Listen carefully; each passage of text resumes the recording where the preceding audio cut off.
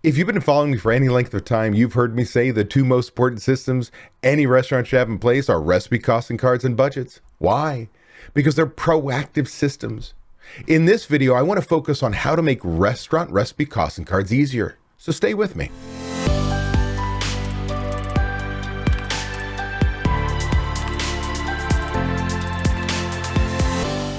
I'm David Scott Peters, restaurant expert, coach, and creator of the Restaurant Prosperity Formula. I've been coaching restaurant owners since 2003, and I'm really glad you're here to learn. Today, I want to talk about how you can make restaurant recipe costing cards easier. But before I do that, if you like tips and tricks like this, do me a favor, hit that like button, hit that subscribe button, and oh yeah, that bell so you're notified when my next video tip comes out. And for more tips and tricks for running a profitable restaurant or to hear restaurant owner success stories, make sure you tune into my podcast, Restaurant Prosperity Formula, found on all the popular podcasting services. Let's start off with why recipe costing cards are so important in the first place. How do you know what to charge without recipe costing cards? You are flying blind.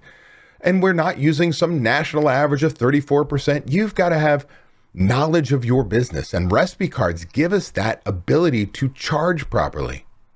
Without recipe costing cards, well, you can't know what your ideal food cost is. See, with accurate, up-to-date recipe costing cards, your product mix report from your POS system, and what you sell each item for, you can discover what your ideal food cost is.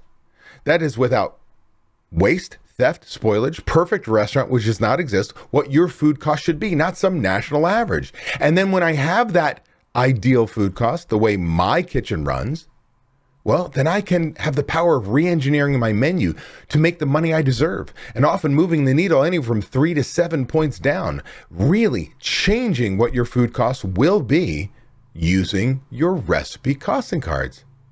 With recipe costing cards and weekly inventories, you can do what I call the mic drop of all restaurant reports. That's knowing your ideal versus actual product usage report. This tells us that, hey, we use 350 pounds of chicken, but we should have only used 300 pounds.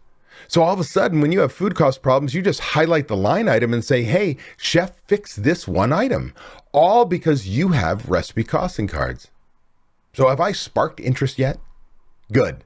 Now let's get into how to make the process of recipe costing cards easier. Number one, you're going to have to get food and beverage control software. This is critical. You can't do it with spreadsheets anymore. I'm telling you right now, it cannot be done accurately. You cannot maintain it properly. It takes too much time. You need software. Now, somebody who's created software, I know lots and lots about it, but I sold that company. And I'm going to tell you today, my recommendation for all my members is a company called Margin Edge. Like me, when I started my all-in-one solution, they're restaurant operators. They understand what it is to be in the trenches. And so they built it from an operator side up instead of a programmer side down. Margin Edge is a great company. So if you want to learn more about it, go to Margin Edge, MARGINEDGE, marginedge.com/DSP for David Scott Peters. Now, I don't get a commission. I don't get a referral fee. I don't get anything from this, but I do want to let them know you came from my YouTube tip. So make sure you go to marginedge.com/DSP and sign up for a demo today.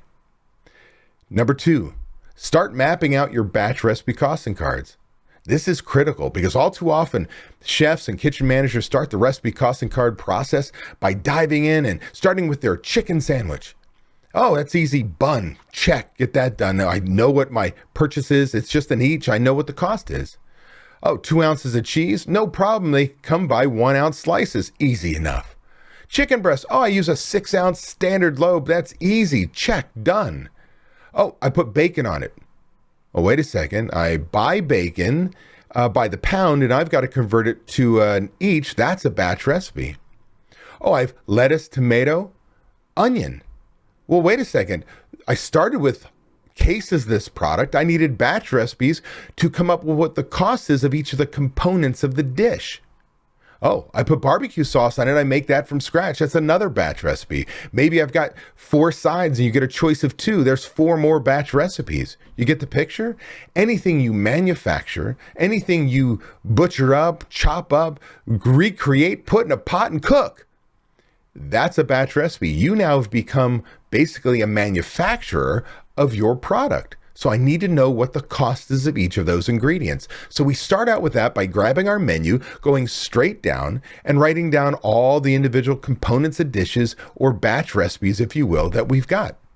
Example would be selling 12 chicken wings is a batch recipe from 40-pound case to each's. That's a batch recipe. I've got 5 different sauces. Those are 5 more batch recipes. I make my own ranch dressing. That's a batch recipe. I cut carrots and celery. 2 more batch recipes. You may have 9 batch recipes before you can ever do the item recipe costing card. This is critical. It saves you time instead of start, stop, start, stop. Number 3, with your software, you're going to upload all of your invoices so that magic can happen and your products get created. And then you go into the software and you make your products easy to use, setting up the different units of measure from how you buy it, to how you store it, to how you use it, and multiple different ways that you can use it in a recipe easily.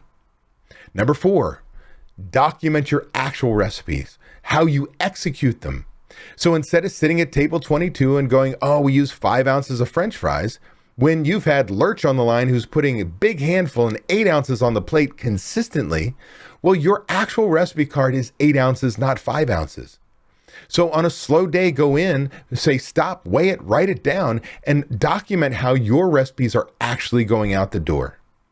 Number 5, now simply start clicking on your ingredients. That's right, you've got all this information written down. You go into the software and you say chicken breast, click, 1, click, cheese, 2 ounces, click. That's it. You are literally just taking your mouse and pointing a clicker and going 1, bum, bum, bum, bum, maybe typing in a number on the amount of that ingredient, and bang, next thing you know, you've got recipe costing cards. Now, while of course there's more to this process, I can tell you, I am simplifying it to make sure you save time. See, if you follow the steps that I've outlined here, I promise you that you're going to take what is typically 100 to 200 man-hour process and work it down to 40 to 60 man-hours.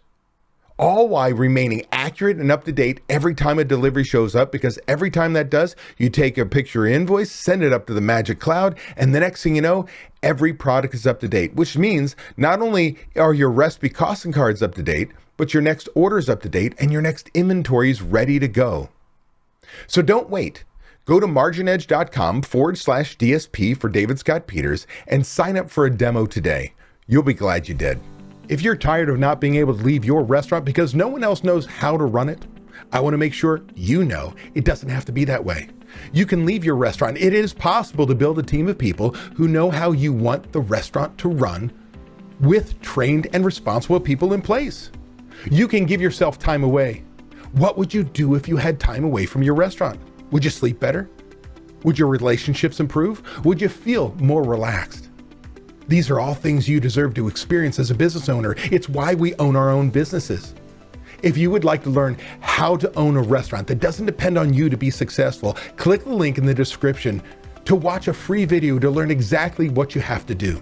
Also, be sure to subscribe to get my weekly tips and watch these 2 videos to get more information and guidance for running a successful restaurant.